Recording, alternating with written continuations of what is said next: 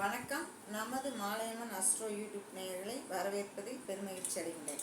நாம் இன்றைய பாடத்திட்டத்தில் என்ன பார்க்க போகிறோம் அப்படின்னா, குழந்தை பேருக்காக சில பெண்கள் திருமணம் முடிந்த 6 மாதம் 1 வருடங்கள்லேயே குழந்தை இல்லை அப்படின்னு சொல்லி மனக்கடக்கம் அடைவாங்க.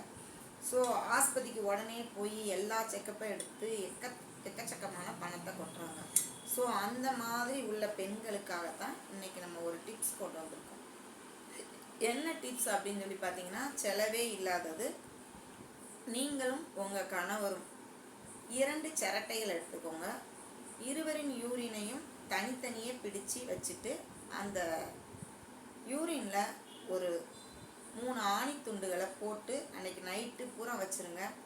மறுநாள் காலையில் எழுந்திரிச்சு ஒரு நியூஸ் பேப்பரை கீழே விரித்து வச்சுக்கோங்க. அந்த நியூஸ் பேப்பரில் அந்த ஆணியை எடுத்து வச்சுருங்க.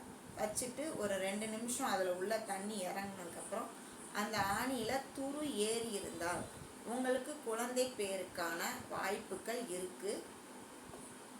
அதில் யாரோட ஆணி துரு ஏறலையோ அவங்களுக்கு இல்லை அப்படின்னு அர்த்தம்.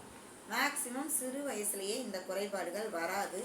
ஆனால் உடனே குழந்தை வேணும் நிறைய பேர் ஏங்கி ஃபோன் பண்ணுறீங்க, குழந்தை இருக்கான்னு கேட்குறீங்க, அழுகுறீங்க. ஸோ குழந்தை கண்டிப்பாக கடவுள் கொடுக்கணும்னு நினச்சிட்டா அது யாராலையும் தடுக்க முடியாது. அதுதான் உங்களுக்கு குழந்தை இருக்கா இல்லையா அப்படின்னு சொல்லி நீங்களே செக் பண்ணிக்கொள்கிற ஒரு முறை. மற்றொரு முறையும் இருக்குது, அதை அடுத்த வீடியோவில் பாருங்கள். நன்றி, வணக்கம்.